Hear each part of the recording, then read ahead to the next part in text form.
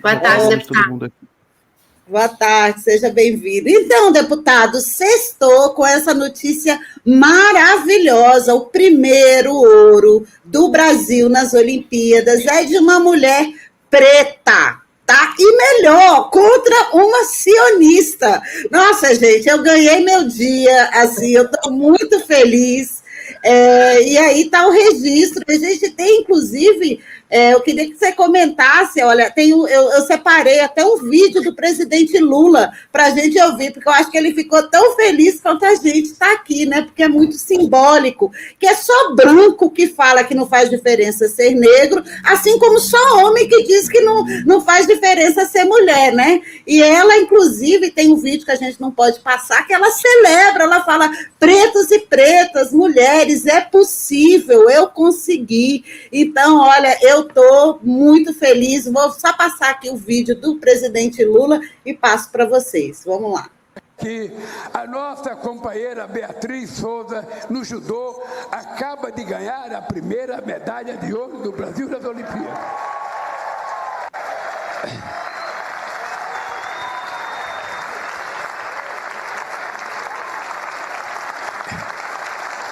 Oi, gente.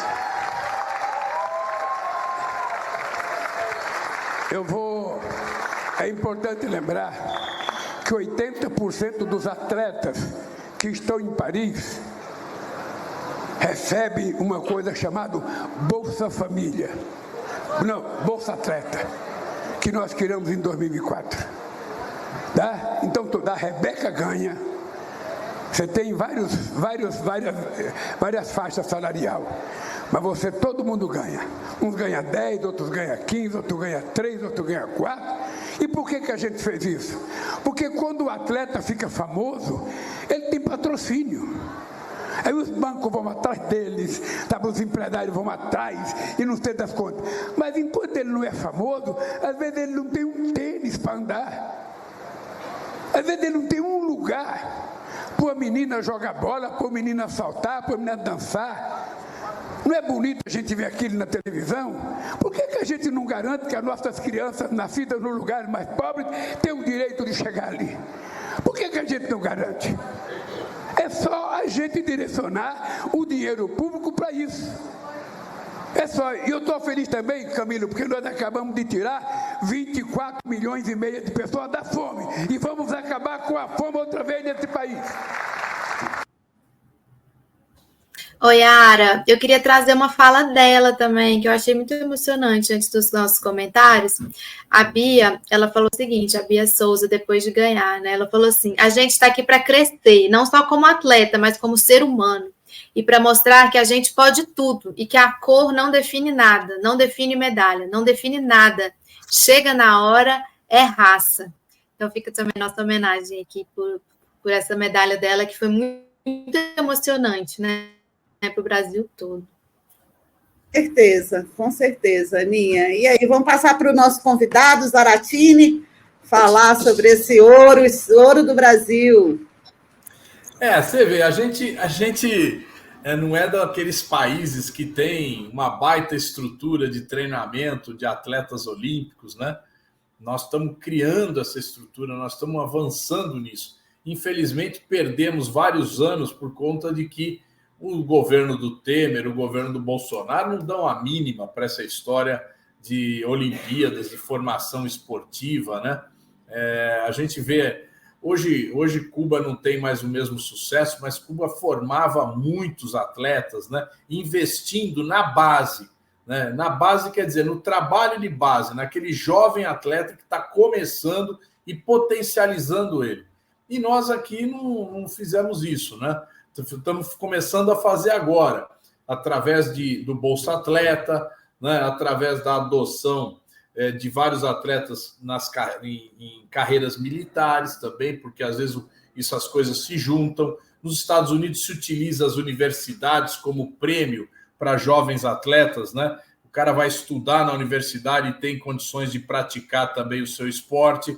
E aqui a gente está engrenando isso. Eu acho que a gente vai conseguir, esses que conquistaram essas medalhas, né?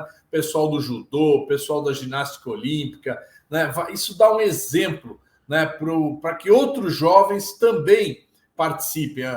A Raissa do skate, né? Quanta gente não foi brincar com skate, não começou a andar de skate por esse exemplo da Raissa. Então a gente tá avançando. Eu estou muito feliz aí com isso. Maravilha. Tem uma outra notícia aqui, que é um vídeo, na verdade. Antes, até eu quero mostrar a reação da primeira-dama, Janja. O primeiro ouro do Brasil nas Olimpíadas de Paris é uma mulher. Parabéns por essa vitória brilhante, Bia Souza. E aí, olha, a internet não perdoa, né? Ela ganhou a medalha de ouro, aí foi até o Miguel que compartilhou com a gente lá no grupo. Eu já dei muita risada, olha. Cuidado, viu, Bia? Cuidado que tem ladrão de joias por aí, que adora aquelas coisinhas douradas. E o marido dela, gente, foi tão divertido o vídeo, a gente subiu o vídeo aqui, tá na fórum, vou compartilhar com vocês. Vamos ver o vídeo aqui da celebração do marido da Bia de Souza.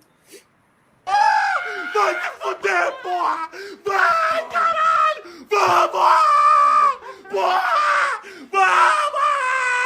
Vai tomar no cu, porra! Vai, vamos! Hoje tu me derruba, gente, estou te palavrão do povo aqui. Mas foi divertido, são autênticos. Vamos censurar. E outra coisa que eu queria ouvir, porque eu acho que esse esporte olímpico, né, deputado, ele tem um viés geopolítico também, como que eu estava contando aqui da China. Está uma verdadeira guerra aí entre as agências antidoping. E a pessoa, quem foi que a Bia venceu? A Bia venceu uma atleta israelense que, inclusive, se reuniu com... Ela é ex-soldada, tá? Ela foi lá na galera da IDF que está promovendo genocídio em Gaza e disse que o encontro foi inspirador. Vou passar para a Aninha para ela trazer aí essa informação da matéria do Yuri Ferreira. Aninha. Deixa eu puxar aqui a matéria. Mas uma das coisas que mais se comentou nas redes também, desde que ela ganhou, foi o fato dela ter derrotado uma israelense, né? Neste momento que a gente atravessa aí na geopolítica mundial. E essa atleta, a Haas Hershko, que como a Yara já falou, ela se encontrou com mulheres, mulheres da Força de Segurança, né, de Israel, IDF, antes de vir para os Jogos Olímpicos. Ela é uma apoiadora da ação do governo de Israel no território da Palestina, em Gaza. E aqui, o que o nosso colega conta, que é quem fez, foi o Yuri. O Yuri conta que essas ações dela, né? E o que a gente, de ir lá em Gaza, falar que teve um encontro inspirador com combatentes, mulheres, soldados na fronteira em Gaza, de que as pessoas têm que sacrificar pelo seu país, pela própria segurança de Israel, toda essa história que tenta justificar o massacre do povo palestino em Gaza, que nós sabemos que é injustificável, absolutamente injustificável. E essa é uma das grandes críticas que se faz a esses Jogos Olímpicos, né?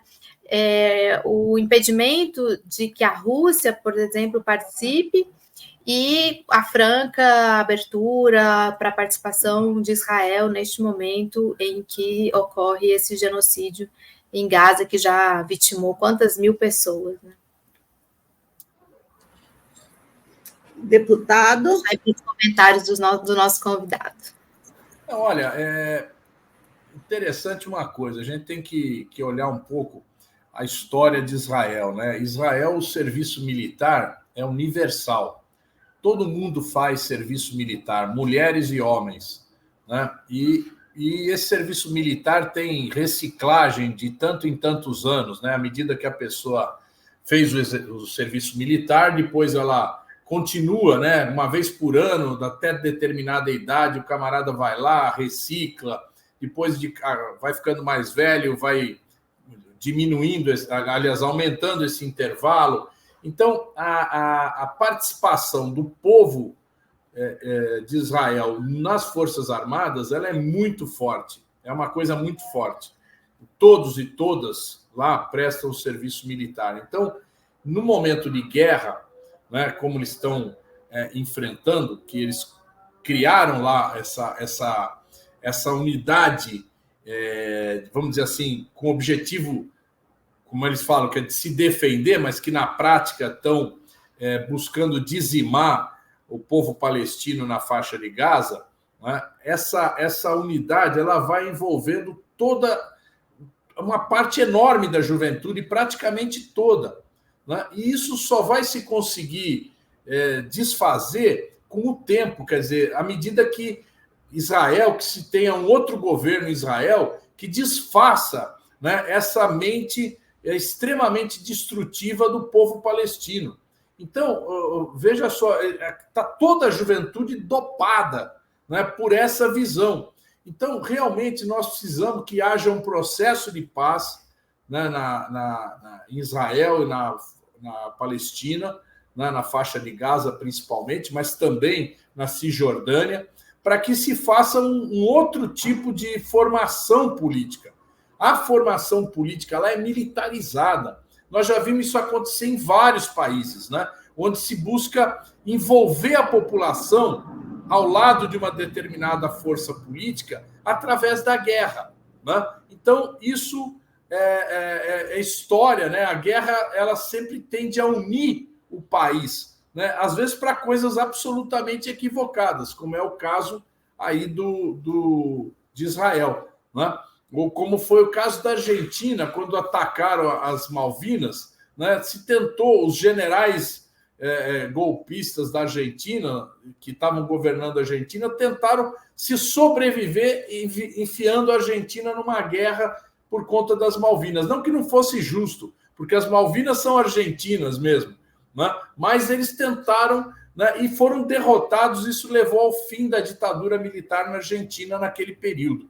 Então, esse envolvimento que se faz da juventude é muito perigoso, é muito ruim, e nós precisamos, de fato, que a gente consiga estabelecer um processo de paz para desfazer essa mentalidade que hoje é majoritária em Israel.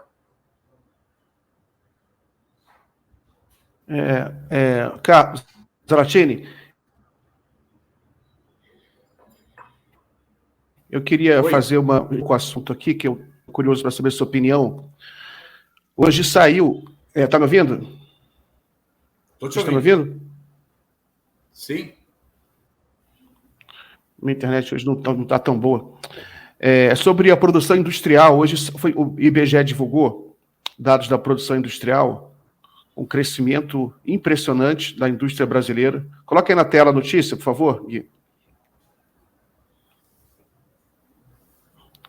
Crescimento de 4% em junho sobre maio. Um crescimento muito forte, maior do que o mercado esperava. Alguns atribuem a uma recuperação maior do Rio Grande do Sul, mas o fato é que, analisando em detalhes, por exemplo, a produção de bens de capital cresceu 9% sobre junho do ano passado. A de bens duráveis, né, que são produtos industriais mais complexos, cresceu 12% em relação ao ano passado. Aí eu queria saber como você avalia, e a gente tem o dado do desemprego, foi publicado essa semana também, que o desemprego caiu para uma mínima histórica, 6,9%. Aí eu queria saber como é que você está avaliando o processo econômico, a política econômica do governo Lula. Olha, você vê, imagina se a gente tivesse taxa de juros normais, né? O quanto nós não teríamos de crescimento econômico. O fato é que o governo está colocando mais dinheiro no bolso das famílias através do aumento do salário mínimo, através do programas sociais, né? Está segurando o custo de vida está num nível inflacionário baixo, né? Apesar de que os preços ainda são altos, mas nós não temos aceleração de inflação, não temos um processo inflacionário, né? Nós fizemos programas que pouca gente fala, mas o Desenrola, né, que é um programa que tirou mais de 8 milhões de pessoas das dívidas e permitiu essas pessoas voltarem ao mercado de consumo. Nós temos os programas de incentivo à indústria, né, que programa da nova indústria brasileira. Então, nós estamos tendo uma série de ações que visam exatamente estimular o aumento da produção. E isso está dando resultado, evidentemente está dando resultado. Imagine se tivéssemos taxas de juros condizentes, né? Taxas de juros normais, porque nós estamos com taxas de juros infladas artificialmente pelo Banco Central. Agora, outra coisa, Miguel, se fala muito, olha, se não tiver aumento da produtividade, nós vamos ter um processo inflacionário. Essa é a visão do Banco Central, né? Que se você não tem aumento de produtividade, quer dizer, o aumento se dá simplesmente com... Você pode gerar uma inflação. Só que nós estamos ocupando o espaço ocioso da indústria.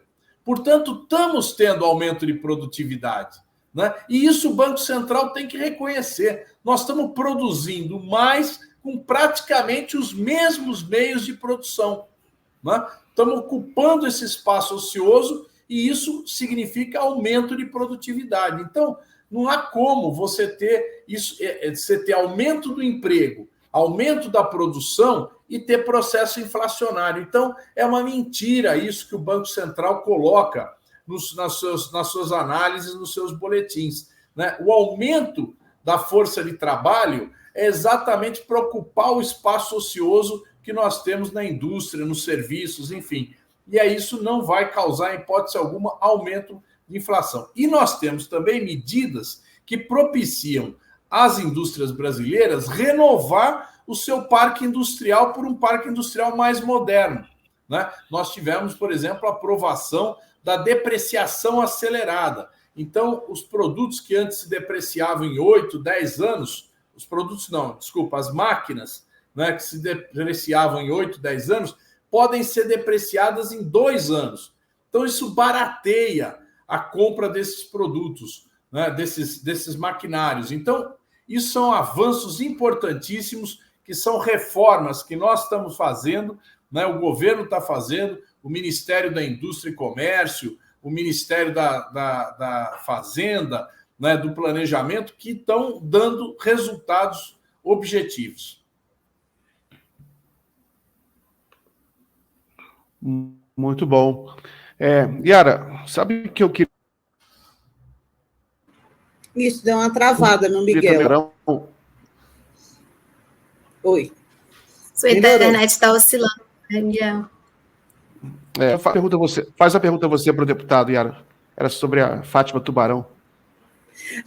Pois é. Hoje o Alexandre de Moraes, deputado, sinalizou, vou até trazer aqui de novo a nossa chamada, a nossa matéria lá na revista Fórum, aqui, olha, que a Fátima Tubarão, essa cidadã de bem, né, que inclusive já havia sido condenada por tráfico de drogas, ele votou por colocá-la 17 anos no Chilindró, e a gente estava até conversando aqui no início do programa, deputado, que muita gente, sobretudo os bolsonaristas, né, ficam achando que é um absurdo, que é uma pena alta demais, tadinha, ela é velhinha. Como que você vê isso daí, essa condenação, deputado, ou essa próxima, né, proximidade dessa condenação? Olha, esse pessoal fez parte de um golpe, né? De uma articulação golpista. Tentaram tirar o Lula do poder, um presidente legitimamente eleito. Né? Não foi um quebra-quebra, uma arruaça, era um processo golpista. Né? E tem que ser punido. Tem que ser punido pelo quebra-quebra e punido pela ameaça golpista. Né? O que eu estou ainda lamentando é que realmente, aqueles que participaram da articulação do golpe ainda não foram punidos. Né? Então, o comando que estava no Palácio do Planalto, que saiu quando o Lula tomou posse, esses daí, a começar, General Braga Neto, General Paulo Sérgio, General Heleno, né? E o próprio Bolsonaro. Esses tiveram participação importantíssima na articulação golpista. Todo mundo se lembra que o Braga Neto ia lá no acampamento, em frente ao quartel-general do Exército, estimular os golpistas que ia vir uma novidade, que ia acontecer um novo fato. O Bolsonaro foi para os Estados Unidos, não foi à toa. Foi para lá com o objetivo de voltar carregado pelo povo para reocupar o Palácio do Planalto. Então era um projeto golpista. Né? Então falta muita gente ainda cumprir pena. Né? Nós queremos que esses aí cumpram pena, mas queremos que todos cumpram pena. Deputado, você acha que aquela situação de maior mal-estar, né, com as Forças Armadas, que veio logo na sequência do 8 de janeiro, você acha que já foi pacificado isso? As peças já estão mais acomodadas durante aí, já estamos avançando para mais da metade desse segundo ano do governo do presidente Lula. Como você vê hoje aí a relação com os militares? Olha, os comandantes militares do Exército, Marinha e Aeronáutica têm tido um posicionamento exemplar, né, durante o governo Lula. Eles estão absolutamente tranquilos e fazendo de tudo para despolitizar os quartéis. Então, isso a gente tem que reconhecer. Né? A gente pode até discutir que poderíamos fazer outras coisas, mas o fato é que eles têm trabalhado pela normalidade das relações, da institucionalidade. Né? Eles chegaram, inclusive, a propor ao Congresso um projeto de lei que faça com que os militares que vão concorrer a cargos eletivos se afastem da vida militar. Isso é muito importante para despolitizar os quartéis. Então, o que não foi votado não é por culpa deles, não foi votado pelo Congresso não colocar em votação, especialmente o Senado. Então, eu acho que está na hora da gente votar esse projeto, da gente avançar no entendimento. Acho que nós temos que rediscutir o artigo 142 da Constituição, onde é definido o papel das Forças Armadas. Nós precisamos dar uma nova redação, nós precisamos retirar da Constituição aquela expressão garantia da lei e da ordem, que é uma expressão que coloca a possibilidade das Forças Armadas intervirem na vida interna do país, né? Então, nós temos que reorganizar essa coisa.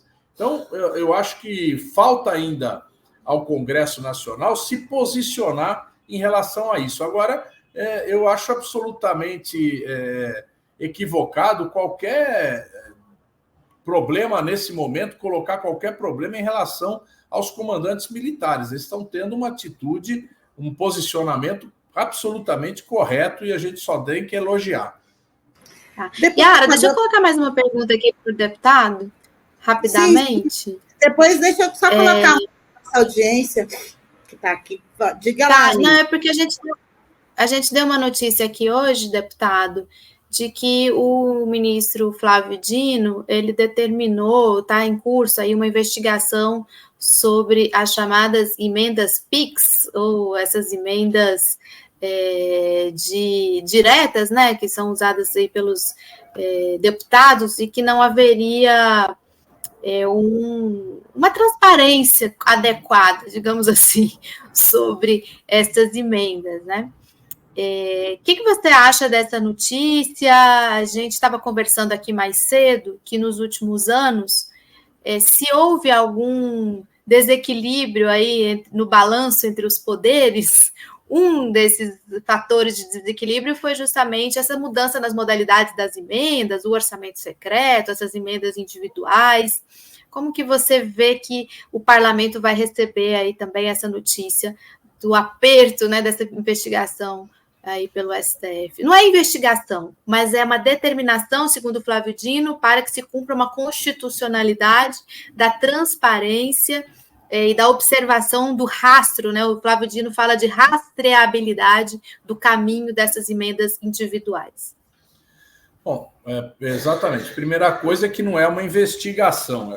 O que está se fazendo é uma determinação de como deve funcionar as emendas, né? Então, e aí tem duas situações diferentes. A primeira situação são chamadas emendas PIX, ou transferência direta. Essas emendas, elas surgiram porque o sistema anterior que existia, obrigava que todas as emendas passassem por um convênio entre o governo federal, através de um ministério determinado, e a prefeitura ou o governo do estado onde vai ser aplicada aquela emenda, né? E esse processo de convênio era muito demorado. Então, por exemplo, se você faz uma emenda em 2024, essa emenda só iria realmente ser executada 2 anos depois, né? Então, isso criava um problema enorme para o Congresso, né? E a reação foi falar o seguinte: não, vamos fazer o sistema de transferência direta. A transferência direta falta, eu acho que aprimorar para que se diga exatamente para que é aquele recurso que a gente está enviando para um determinado município. Porque a gente manda o recurso, mas o recurso vai sem nenhuma definição de onde vai ser usado. Então, hoje já existe essa discussão no Congresso, que é exatamente a gente ser obrigado, os parlamentares, a dizerem, quando fazem uma determinada emenda de transferência direta, que ela seja utilizada para determinado fim. E isso vai facilitar o trabalho do Tribunal de Contas, que vai fiscalizar onde foi usada e como ela foi usada, né? Então, isso também dá maior garantia. O segundo problema é o chamado orçamento secreto. O orçamento secreto, ele surgiu exatamente para que o Bolsonaro pudesse controlar a maioria parlamentar, né? Então, ele disponibilizou bilhões de reais para que o Congresso fizesse a sua política interna. Logicamente, quem fez essa política, quem organizava essa política, eram os presidentes das duas casas. Então, primeiro, o Rodrigo Maia na Câmara, depois o Arthur Lira, e no Senado, primeiro o Davi Alcolumbre, depois o Rodrigo Pacheco. Então, com isso, se organizaram maiorias para apoiar o governo Bolsonaro. O que acontece agora no governo Lula? O Congresso se considera com um direito adquirido sobre esse volume de emendas, né? Então, o Congresso fala, não, nós não vamos abrir mão dessa quantidade de emendas, que são mais de 50 bilhões de reais de emendas, né? E resiste a diminuir esse tamanho. Então, a coisa se inverteu, né? Antes o governo usou o orçamento secreto para controlar o Congresso, e agora o Congresso se empoderou, né, e fala, eu não abro mão disso. E aí... Exatamente, isso... é o que a gente falava mais cedo aqui, né? Exatamente. Essa inversão aí, né, de poder, não é de poderes, mas é de pressão de um poder sobre o outro também, não? Exato. A Carmen Lúcia, ela derrubou as chamadas emendas de relator, que lá na nossa nomenclatura é o RP9, vamos dizer assim, é o código que essas emendas têm no orçamento, são as emendas de relator. Então, acabou as emendas de relator. O Congresso, para não abrir mão desse recurso, colocou esse recurso nas emendas de comissão. Então, comissão de saúde, comissão de educação, comissão de infraestrutura, assim por diante, né? Então, o dinheiro que estava lá nas mãos do relator do orçamento, ele passou a ser distribuído nas comissões, né?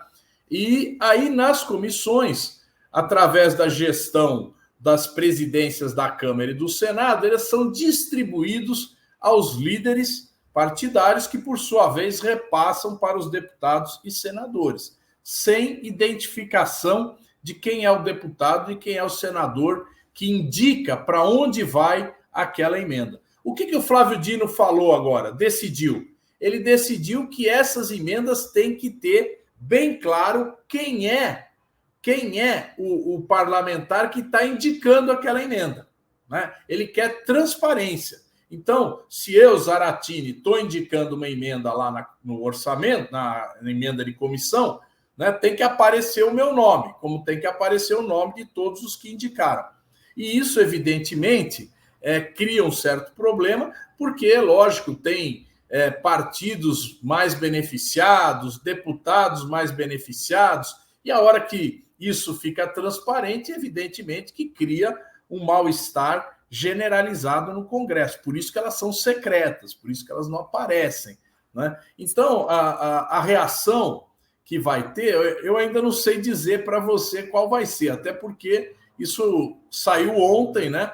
Nós estamos aqui em período de recesso, vamos ver como é que vai ser essa reação, mas, evidentemente, vamos ter que ter mais transparência na distribuição dessas emendas. As emendas individuais são carimbadas, o deputado que fez, está lá o nome dele. As emendas de bancada estadual, a bancada de São Paulo, bancada do Rio, elas também são carimbadas, elas estão lá, as indicações dos deputados e senadores. As emendas de comissão vão ter que ser também reveladas quem é que está indicando. Então, eu acho que essa discussão vai ser muito quente no Congresso, né, de como solucionar esse problema e como atender a determinação do Supremo Tribunal Federal para que haja legalidade em todo esse processo.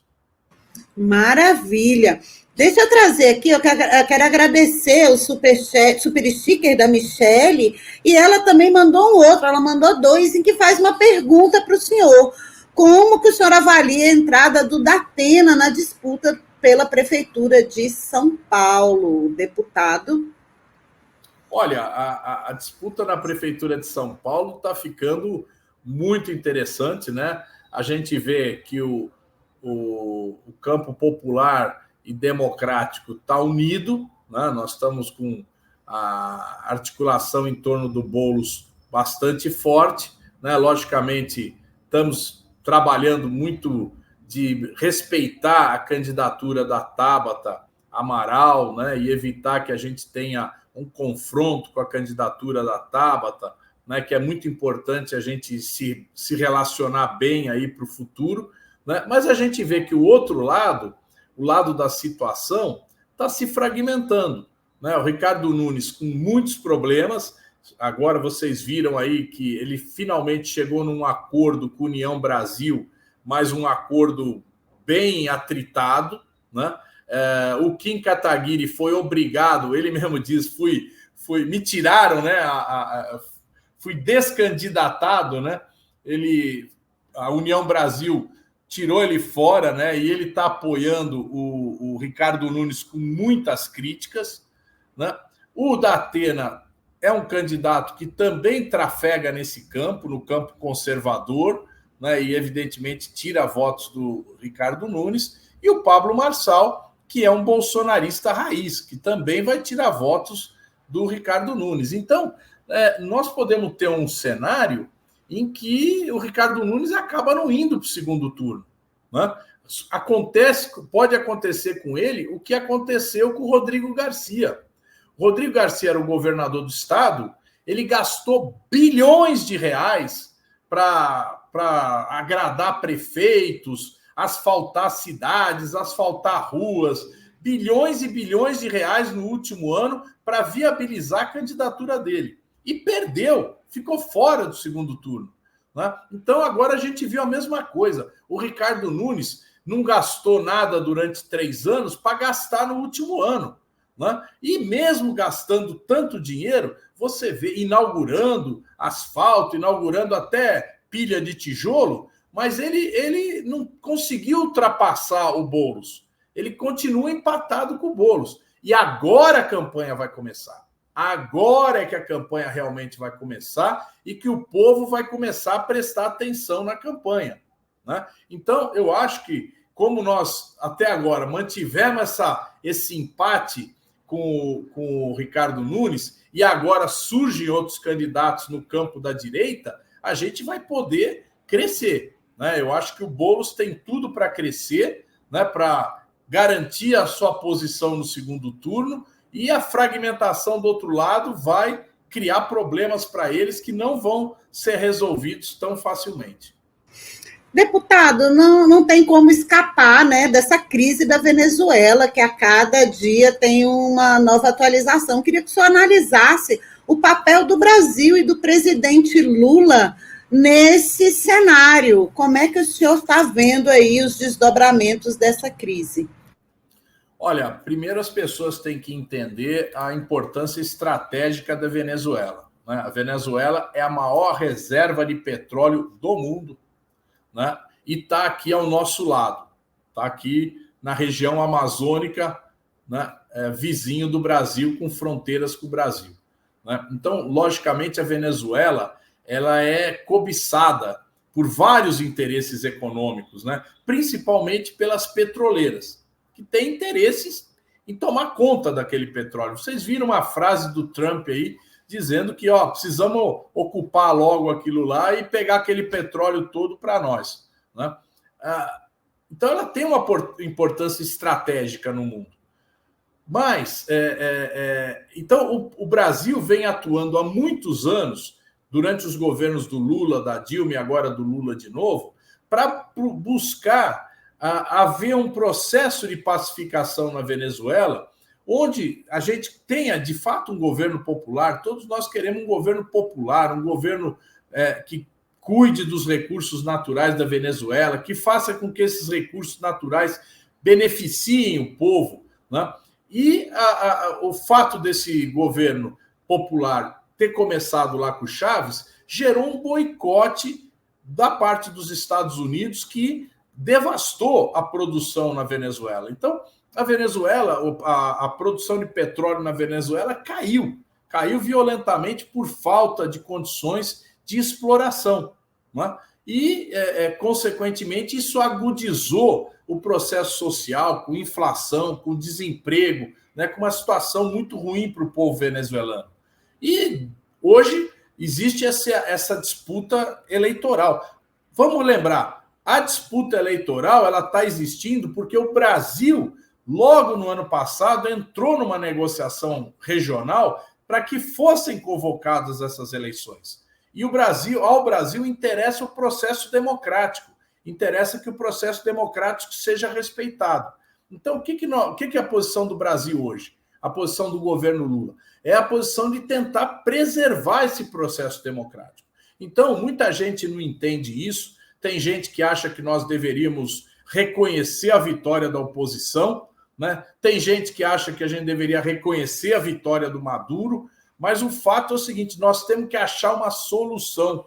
Não é fácil, mas nós temos que achar uma solução para esse conflito interno na Venezuela, de forma que a gente possa ter uma estabilidade naquele país, a volta ao processo produtivo, que eles consigam produzir. Eles já conseguiram derrubar a inflação que chegou a ser estratosférica na Venezuela, hoje está baixa, né? Eles estão recuperando o emprego, eles fizeram acordos da PDVSA, que é a Petrobras venezuelana, com outras empresas de petróleo no mundo, de associação, né? Quer dizer, a PDVSA se associando com a Chevron, com a Shell, com a Total, para aumentar a produção de petróleo. Então, do ponto de vista econômico, a situação na Venezuela está melhorando, né? Teve muito ruim, está melhorando. E tanto é que a quantidade de pessoas que retornam à Venezuela hoje é maior do que as que saem. Está havendo uma volta para casa na Venezuela. E nós queremos que isso volte. A posição do Brasil é que realmente essas pessoas voltem para a Venezuela, né? E que possam viver normalmente. Então, a posição do Brasil é procurar garantir que o processo democrático se afirme, né? Então, por isso que o Brasil, até o momento, nem reconheceu a vitória do Maduro e nem reconheceu a vitória da oposição, né? E vamos procurar continuar conversando para achar uma solução. O Brasil assinou uma nota com a Colômbia e com o México, né? São 3 governos de esquerda, né? Os 3 governos se posicionaram no sentido de que é importante que a junta eleitoral de lá, o comitê eleitoral, esclareça, né, quem é que de fato ganhou, apresente as famosas atas, né, de forma que haja um reconhecimento internacional sobre o vencedor do processo eleitoral, seja ele quem for. Então, que se faça uma recontagem dos votos, né, que publicize essa recontagem para que se tenha, então, uma clareza de quem de fato é o vencedor. Maravilha, deputado. Eu quero até trazer aqui o agradecimento da Michele, né, que fez a pergunta aí sobre o Datena, a eleição municipal. Obrigada a você, Michele, Miguel, Aninha. Yara, Ana, você quer comentar alguma coisa, reagir à fala do deputado, que eu vou liberar ele agora? Não, queria agradecer, porque esse é um tema que para nós também era importante ouvir a opinião do deputado. A Câmara e o Senado estão em recesso. Se não estivessem, esse tema estaria bem quente lá dentro. Eu imagino. Quebrando. Estaria. Então, agradecer isso também, agradecer pela entrevista como um todo. Muito obrigado a vocês por mais essa oportunidade. Grande abraço a vocês e a todos que nos ouviram. Tchau, tchau. Abraço, deputado.